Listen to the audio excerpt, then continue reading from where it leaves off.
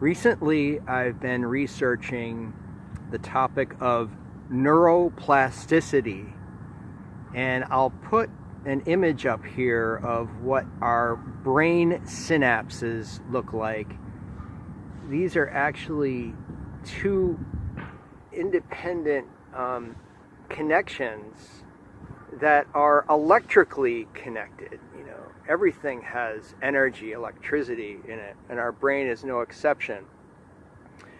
These neuroplastic connections go through what's called a pruning process. I'd heard of this before, but I actually didn't know it was scientific. And this pruning process actually begins when we're very young. And apparently, from some research that I was reading and watching, went on like a YouTube binging marathon of neuroplasticity last night.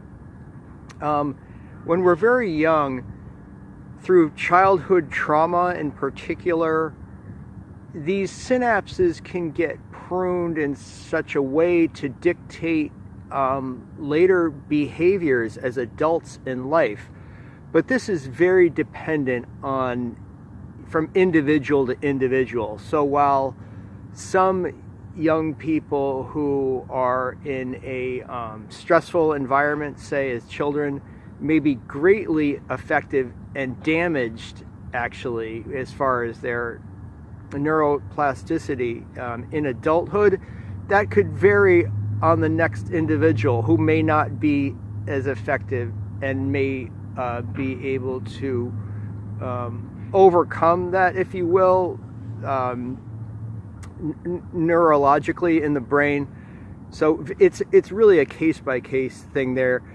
But the point is that these synapses and this neuroplasticity can be reconditioned. It's really a use it or lose it proposition. I have degrees in English literature, for example.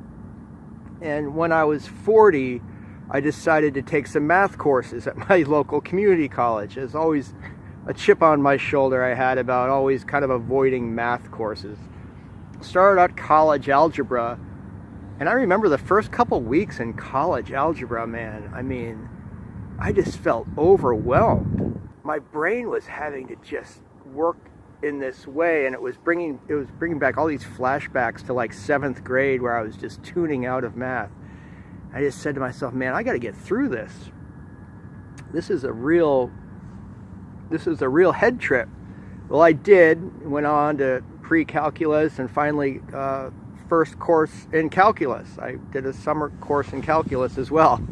Took me a couple of years of part-time study to get there, but by the time I was in calculus, my brain was fully engaged with how to approach math problems and work them out, and just kind of roll up my sleeves and figure out stuff, get through stuff, see patterns.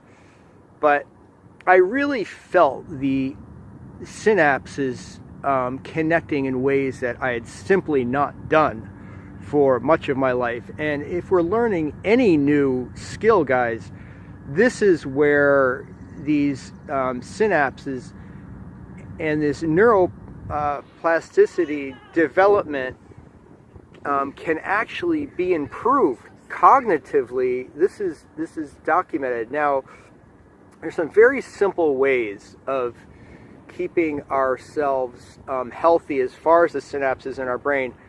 This sounds very simple, but this is the stuff that I picked up from these videos. Eat well, get plenty of sleep, rest, exercise. Meditation is a theme that's come up. That's documented as far as healthy neuroplasticity, guys, is a daily practice of some form of meditation, as well as social connections. Being socially connected is an indicator of brain health as well. Socially, we may fall into patterns that are based on our neuroplasticity of how our synapses have connected even in a social way in society or with relationships, where we may find ourselves in certain patterns that just aren't working out. Well, that would be the same thing. You know, it's like those channels, those pathways. It's like how water erodes rock and just creates those channels and canyons, if you will, that, you know, you just get so worn into those pathways that that's just the way it's going to go. But the fact is, scientifically, these things can be changed and altered. I find it fascinating. Thanks for tuning in this morning. I look forward to reading your comments below as well. Perhaps some cool experiences that you've observed, redirecting your own neuroplasticity in your own brain and different synaptic connections.